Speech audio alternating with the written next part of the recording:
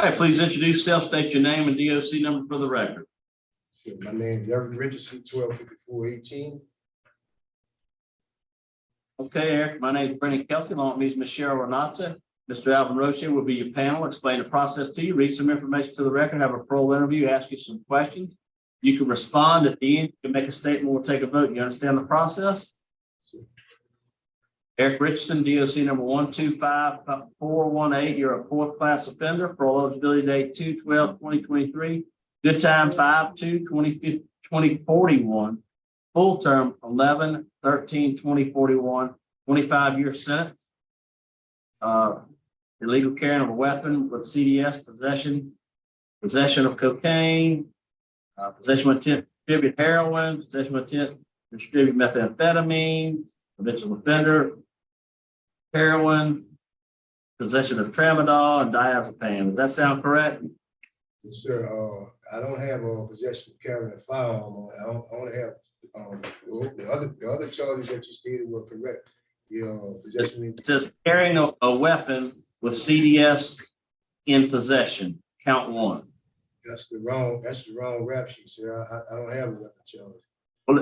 Okay, and all the other ones are correct. We'll have them check on that. Okay, you stated that for the record. Check on that with the other. All right, would you answer Ms. Renata's question, please? Oh, I'm sorry. Let me go ahead and introduce Mr. Randy Meyer. He'll speak at the appropriate time. Dwayne Richardson will speak at the appropriate time, and you have also Phias Wilson will also speak here. All right, go ahead, Ms. Renata. Mr. Richardson, how long have you been in jail? Approximately 6.5 years. So you served 6.5 of a 25-year sentence. How old are you? 52 years old. So I'm just be honest. When did you realize you were going to be parole eligible? When did you come to that realization? When did I? I've known. I think since they had me with a parole date. Did you first came? Yes, ma'am. So I'm looking at your programs in 2021. It seems that's when you started getting involved in programs. You did the pre-release in 21, parenting in 22. You have other certificates also in your record. 22, you did living in balance. You have a write-up in January of 2022 for a 30W. What was that for? It was dealing with masturbation charge on one of the staff. What was it? I was masturbating, but I was looking to see if anybody was coming. So it was misconstrued. It was miscommunication. That's why I was a 30W. Yes, ma'am. You have, as mentioned, you're a 4th felony offender. You have a history of revocation. I see you've been on supervision before. You've been revoked at least 3 times. Have a juvenile record with multiple thefts, robbery, aggravated damage to property. What was going on with you? What happened to you? I was arrested for those charges, ma'am, but I was exonerated. It was never accepted. But basically, as far as juvenile, I never was convicted of any crimes, and but I was arrested, for those charges. But could you rephrase the question to me again? What happened to me? Well, what I'm saying is where there's smoke, there's fire, even though, you were obviously getting in trouble. What was going on in your life? Oh, I was going through a lot of hurt and trauma.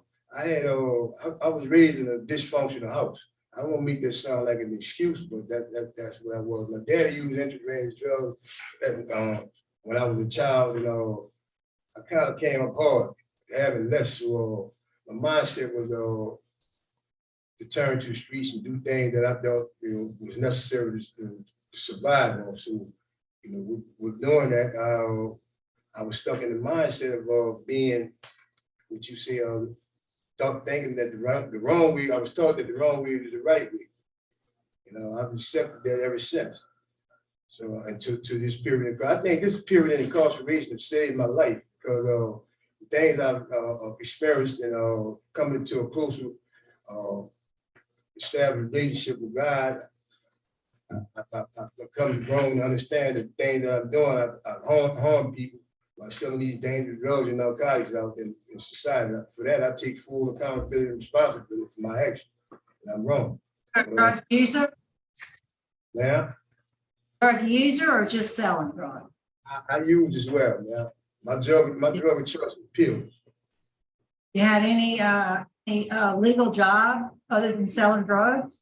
Yes, ma'am. I worked as a tow truck operator. I worked for the city of Kenner in 1997 as a cement finisher. I've also worked doing detail car washing. Detail car washing. And, That's your job up there at the facility, isn't it? Don't you do your car wash now? yes, ma'am. At this present time, yes, I am. You know, your record is not good, although I see where you're starting to take advantage of programs. I'm pleased to see that. I'm just a little concerned. I don't think you're quite ready yet. What would you say? Excuse me, I'm sorry for intervening, but I like to say that those programs, the reason why I'm so late on starting the program due to the pandemic. When the pandemic came, I was already enrolled in those programs, but they was offset based on the pandemic. So it's a protocol here, you know, excuse me, I'm nervous right now, but it's a protocol here. Yes, ma'am. It's a protocol that we have to go by getting on the list, and then it reapplies to the program. So that was the process. That was the hindrance as far as me not being in the program early. Yep. All right. I appreciate your clarification. Warden, is there anything to add? No, ma'am, Eric's trustee for us. He does our car wash, or he's car wash out there, very good at it. Everything else, y'all pretty much covered it so far, as far as his record and things. All right, we'll hear from Mr. Dwayne Richardson now, brief statement. You're on mute. Still on mute. Yeah, you can hear me? Yeah, now we can. Go ahead and make it. Okay. All right. I'm calling concerned about my brother Eric. I heard everything that y'all was saying, and I respect that because y'all got to do your job like y'all supposed to do your job. But I'm here to tell y'all, if he get released, you'll never have to worry about him coming back, because I own my own barbershop. I own my own tow company. I own my own roadside assistant business, and he's gonna have work every day of his life, because I missed out on my brother's life. I'm 44 years old. I'm about to make 45 years old. I haven't had my oldest brother in my life, God knows when. When my brother came home first from his first charge that he ever did, I had a baby on the way, I had a family, and I was married. So I understand the routine of going back. Yes, we was raised in a household bad. We was raised truly, truly bad. And the bad, it came to be good for us. I mean, that's how we thought we supposed to live. But no, that ain't how we supposed to live, you know? So I understand what his charges, I understand that. I'm not trying to make it seem like, oh, my brother's so good, this, that, and the third. No, I'm not trying to say that. But if y'all give him a chance, I promise y'all, I'm gonna show y'all different. We're gonna show y'all a different Eric Richardson. That's all we can go by. You know, that's all we can go by. We were truly raised bad. The bad was good for us. So when we started doing good, we didn't know how to handle the good, you know? So he is caught in a rut in his life. But the person that I see in front of me now that I talk to every day, is a changed man. He's a truly changed man. All right. Well, thank you. Thank you for your comment. Appreciate that. Right. Mr. Randy Meyer. Good morning, Randy Meyer, Assistant DA in Jefferson Parish. We're opposed to Mr. Richardson's request. He's a violent individual. He had 4 offenses for manslaughter. He's had a number of weapons violations. And when you look at that and look at his disciplinary report, since he's been in jail, he's had 2 write-ups in 19, 1 in each in 2021 and 2022. And then there's no indication of any vocational training in his record. So for those reasons and the fact he continues to get write-ups with his criminal history, we're opposed. All right. All right, Eric, would you like to make a statement on your behalf? Sir, I'd like to say that, I apologize, the things I did, the harm I caused society by distributing those poisonous drugs. I'm convicted by my spirit. Each and every day, I look at the news and I see somebody's child, parent's child dies from fentanyl and all these dangerous poison drugs. It kills me. It torments my soul to know that I was once a part of that trade.